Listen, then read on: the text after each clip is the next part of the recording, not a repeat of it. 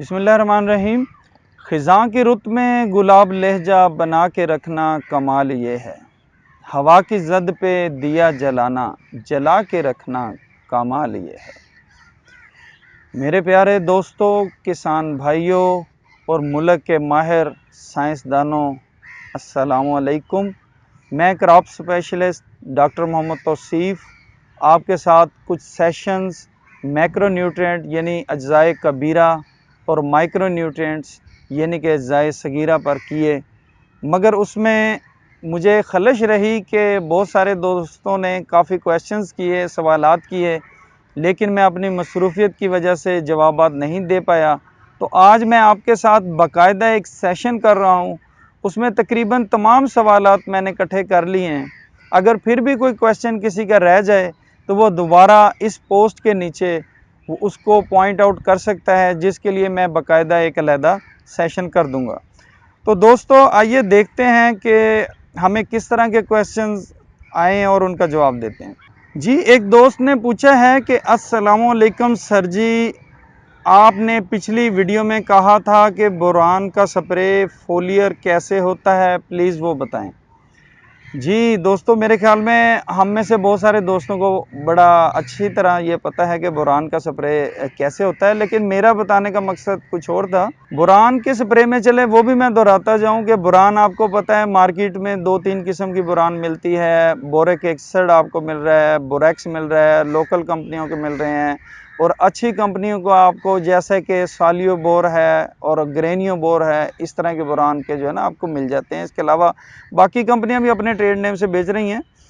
तो देखें, बोरान को अप्लाई करने के दो तरीके हैं। एक तो आप शुरू में आपको जो है ना उसको ज़मीन में फर्टिगेट भी कर सकते हैं, या 3 किलो के हिसाब से आप दूसरी खाद के साथ मिला के उसको दे सकते हैं।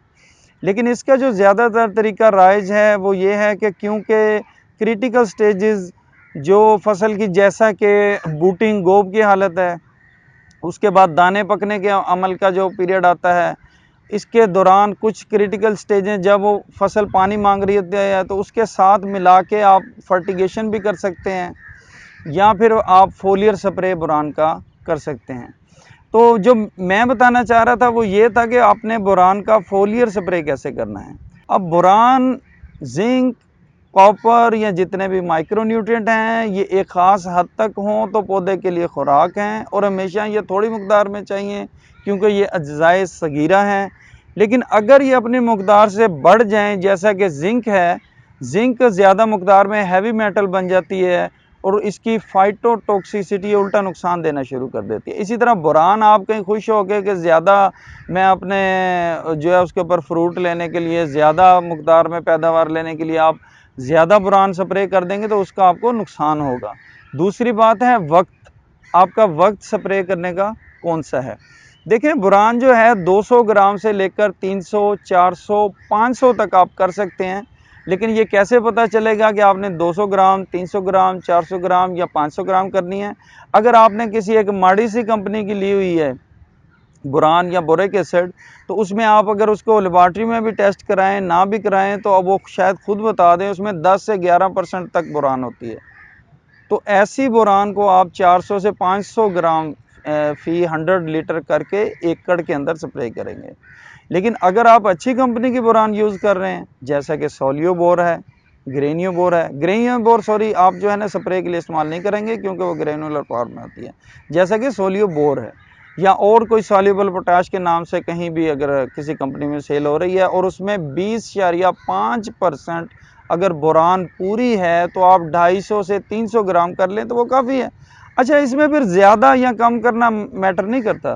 फोलियर स्प्रे में बहुत अहम मसला होता है कि आप पत्ते से अब्जॉर्ब कैसे करवाना है। आपने जो आपने स्प्रे किया है उसमें एक चीज़ नहीं देखें भाई, जब पौधा ज़मीन से निकलता है तो कोई बंदा केमिस्ट्री का माहिर है, कोई फिज़िक्स का माहिर है, हम तो यही कर सकते हैं, एक बंदे को एक काम में स्पेशल कर दिया। कोई बंदा बायोलॉजी का माहिर है, कोई एंटोमोलॉजी का माहिर है, कोई सॉइल साइंस का माहिर है, लेकिन क्या आप जानते हैं जब वो पौधा बढ़ रहा होता है तो कुदरत उससे कितने काम ले रही होती है, उसको किस तरफ डायरेक्शन दे रही होती है। तो उस वक्त हज़ारों साइंसें आपकी जो है काम कर रही होती हैं, आपकी केमिस्ट्री भी उसमें शामिल है। आजकल बायोकेमिस्ट्री का आपने फील्ड देखा होगा, उसमें बायोफिज़िक्स भी शामिल है, उसमें एंटोमोलॉजी शामिल है, उसमें सॉइल साइंस शामिल है, उसमें तमाम उलूम शामिल हैं। तो ये लेकिन अब आपने उन चीज़ों के बैलेंस की तरफ आना है। आप देखें, सॉरी ये बात मैं लंबी कर गया हूँ। बात यह है कि अगर बोरान का आप स्प्रे कर रहे हैं तो आपने उस स्प्रे में काफ़ी चीज़ों का ख्याल रखना है, जैसा कि टेम्परेचर क्या है, गर्मी की कंडीशन कैसी है, सनलाइट सूरज की शुआएं कैसी है। सारी बातें मैं आपको एक ज़रा सलीस अंदाज में बताता हूँ। देखें, बुरान को पहले डोज एडजस्टमेंट आपने बिल्कुल ठीक करनी है। अगर 20.5% है तो तब आपने जाके 300 या 250 पर आना है। अगर 10% है तो फिर आपने जो है 400 से 500 पर आना है। ठीक हो गई एक बात। दूसरी बात, आपने वक्त कैसे निकालना है। आम तौर पर सरकारी लिटरेचर में और प्राइवेट लिटरेचर में और प्राइवेट कंपनियों के नुमाइंदों से आपको ये बात तो पता चल जाती है कि शाम को करें स्प्रे और सुबह के अर्ली में करें और लेट शाम में करें। तो मेरे भाई यहाँ पे बात कहानी ख़त्म नहीं हुई। आपने बड़ी, आपको भी जो है ना, आप एज ए ज़िम्मेदार आपको साइंस के साथ चलना पड़ेगा, साइंसदान के साथ उठना बैठना पड़ेगा और उस बात की तहकीक के अंदर जाना पड़ेगा। बात ये है कि जब आप शाम को 6 बजे आप मगरिब से ज़्यादा टाइम कर दें, फुल अंधेरा हो जाएगा, तो पत्ते आपके उसको अब्ज़ॉर्ब नहीं कर सकेंगे, क्योंकि ज़्यादातर अब्ज़ॉर्प्शन जो है ना, इसके ऊपर एक क्यूटिकुलर लेयर होती है। वो लेयर ऐसी लेयर है जिसको हम हाइड्रोफोबिक लेयर कहते हैं। इस लेयर के का मतलब मैं सादा अल्फाज में बता दूं आपको, शायद ये इंग्लिश के अल्फाज और साइंस की समझ ना आए, कि वो पानी को नज़दीक ही नहीं आने देता। पता, इसके ऊपर अल्लाह ने एक ऐसी लेयर रखी है जो पानी को आने नहीं देती, पानी साइड पे हो जाता है, क्योंकि हर चीज़ की एंट्री तो नहीं ना उसके अंदर होने देनी। अब आप जो स्प्रे करते हैं वो उसको भी नहीं आने देगा। तो क्या किया जाता है, अमूमन ऐसी चीज़ों के साथ ऐसे सरफेक्टेंट यूज़ किए जाते हैं जो उस पत्ते के साथ पानी को, उस स्प्रे को जो है ना उसके साथ चिमटे रहने की सलाहियत बख्शते हैं। तब जाके आहिस्ता आहिस्ता इसको ऑब्ज़र्व करवाया जाता है। तो आपने 3 बजे के बाद अमूमन जो है ना गर्मी ढलनी शुरू हो जाती है। आपने 5 साढ़े 5 ऐसे वक्त पर स्प्रे करना है, जिसके बाद आधा घंटा जो है ना उसको रोशनी, आधा घंटा से पौन घंटा उसको रोशनी भी मिले। ये वक्त आपने ढूंढना है। फिर दूसरी बात, अब मैं पूरे साल का टेम्परेचर नहीं जानता, अब सर्दियों में कर रहे हैं तो और ज़्यादा आगे पीछे हो सकते हैं। 23 डिग्री सेंटीग्रेड आइडियल टेम्परेचर है स्प्रे करने का, लेकिन गर्मियों में हमें कभी भी 23 नहीं मिलता। तो आपने इसके करीब करीब आ जाना है। आपने ऐसे वक्त पे स्प्रे नहीं करना कि 40 डिग्री टेम्परेचर हो रहा हो या 35 डिग्री टेम्परेचर हो रहा हो, आप स्प्रे कर रहे हैं, ऊपर से सनलाइट, सूरज की रोशनी पड़ रही है, तो वो केमिकल पत्तों के साथ अमल करके, आपने अक्सर देखा होगा स्प्रे करते हैं तो पत्ते जल जाते हैं, पत्तों के ऊपर धब्बे बन जाते हैं, निशान बन जाते हैं। मेरे भाई, आपने खुराक देनी है, उसका नुकसान नहीं करना पौधों का। तो इसलिए अब सुबह के टाइम में आ जाएं, तो सुबह के टाइम में भी ना बहुत अंधेरे में, कुछ लोग तहज्जुद में उठ के स्प्रे करना शुरू कर दें, तो अंधेरे में स्प्रे नहीं करना, क्योंकि उसके स्टोमेटा खुलते हैं, उसके पत्तों की जो है ना काम करने की कंडीशन होती है, उस कंडीशन में ही वो स्प्रे अब्ज़ॉर्ब होना है। तो उस स्प्रे ने आगे अब्ज़ॉर्ब होना है, फिर आगे पौधे में सारे में मुंतकिल होना है। तो उसके लिए भी आप जो है ना, जैसे ही फजर की, सुबह सादक के बाद फजर की पहली पो फूट जाए, तो उसके बाद फ़ौरन आप स्प्रे करें, या उसमें आधा घंटा और ले लें या आधा घंटा और ले लें।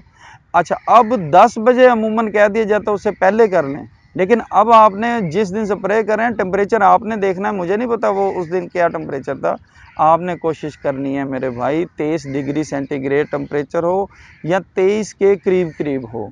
तो ये मुकम्मल जो मैंने अब ये सारी बातें बताई हैं, ये एक सवाल का जवाब नहीं है। बहुत सारे लोगों ने ये सवाल पूछे हुए थे कि हम स्प्रे किस तरह करें। ये भी जहन में रखें, जब पत्ते के ऊपर उस पानी ने गिरना है, अगर हबस का मौसम है और पहले ही मौसम के अंदर बहुत ज़्यादा ह्यूमिडिटी है, ऊपर से आप एक पानी का स्प्रे कर देते, आप तो अच्छा काम कर रहे थे। अब मैंने जैसे शुरू में बताया, बहुत सारी साइंसें काम कर रही हैं। आपको पता होना चाहिए, हबस होगा, नमी होगी, गर्मी होगी। बच्चों दवाइयों के ऊपर देखें, आम मेडिकल की दवाइयों पर भी लिखा होता है कि कूल एंड ड्राई प्लेस।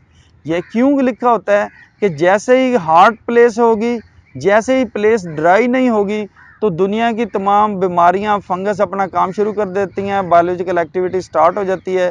तो अमूमन जो है ना फिर आपकी फसल को फंगस लग जाता है या कोई बीमारी लग जाती है। लेकिन आपने एक अच्छा अमल किया होता है, आप स्प्रे पे स्प्रे करी जा रहे होते हैं। कोशिश करें कि पानी का या ह्यूमिडिटी का जो है ना कंट्रोल अपने जहन में रखें। बारिश के बाद ह्यूमिडिटी क्या थी, किस हिसाब से, इन चीज़ों को भी अब आपने एक नमी को मद्देनज़र रखना है, एक टेम्परेचर को मद्देनज़र रखना है। इसकी आपको कोई नुस्खा नहीं दिया जा सकता, ये उस दिन का टेम्परेचर और नमी आपने खुद चेक करनी है। तीसरा, आपने खुद देखना है कि क्या 7 बजे टेम्परेचर कम था, क्या 8 बजे टेम्परेचर था, और किस दिन नमी कम थी, उस दिन आपने स्प्रे करना है। बोरान के स्प्रे में या जिंक के स्प्रे में या किसी भी माइक्रो न्यूट्रिएंट के स्प्रे में एक और चीज़ मैटर करती है, क्योंकि हमारे पास कोई ऐसा जादू नहीं है कि हम फौरी तौर पर पूरे पौधे में बोरान को भेज दें। हमने आहिस्ता आहिस्ता ऑब्जर्व कराना है, तो उसमें आपको कम से कम इसको 3 दफ़ा रिपीट करना चाहिए जब उसको ज़रूरत है। अमूमन मैं एक मिसाल, हर फसल की अपनी ज़रूरत होती है। अमूमन मैं आपको बता दूं, एक वक्त होता है कि उसका जब जो है ना रिप्रोडक्टिव स्टेज स्टार्ट होने वाली होती है या स्टार्ट हो चुकी होती है, एक उस वक्त करना होता है। उसके बाद जो उसकी जो दाने बनने की फर्टिलाइजेशन के बाद का जो पीरियड है, एक स्प्रे आपने उस वक्त करना होता है, यानी कि जब दाने बन जाएं। कपास में आप देखें तो जब फूल जो हैं उसके रेड हो जाते हैं तो फर्टिलाइजेशन हो जाती है येलो से। या आप मकई में देखें तो सिल्किंग और टेसलिंग से हट के आपने करनी है। और एक ये चीज़ भी ख्याल रखना है कि ये ना हो कि उधर से जर्द दाने उसके बन रहे हों, उसकी जो है सिल्किंग हो रही हो या टेसलिंग हो रही हो, उसके ऊपर आप स्प्रे कर दें, तो उससे भी, जैसे मैंने नमी और हबस वाली बात बताई है, तो वो जर्द दाने मुतासर होते हैं, आपकी जो फर्टिलाइजेशन का अमल मुतासर होता है। तो इन तमाम चीज़ों को मेरे भाई मद्देनज़र रख के आपने माइक्रो न्यूट्रिएंट्स का स्प्रे करना है। हो सकता है मैं थोड़े से वक्त में ये सारी बातों को जो है ना एक तरतीब के साथ आपको ना समझा सका हूँ, तो मेरी कोशिश रहेगी आइंदा भी इस पे बताता चलूँ। और इसमें से आपको कहीं से कोई बात समझ नहीं आई या कोई सवाल है तो आप फिर इस पोस्ट के नीचे पूछ सकते हैं। आज के लिए बस इतना ही। तो इसके बाद मैं एक सेशन आपके साथ करूँगा जिसमें जो सवालात रह गए हैं उनका अच्छे तरीके से आपको जो है कंप्लीट और आम फहम अंदाज में आपको जवाब दिया जा सके। तो मैं आपसे इजाज़त चाहता हूँ। डॉक्टर तौसीफ़, अल्लाह हाफ़िज़।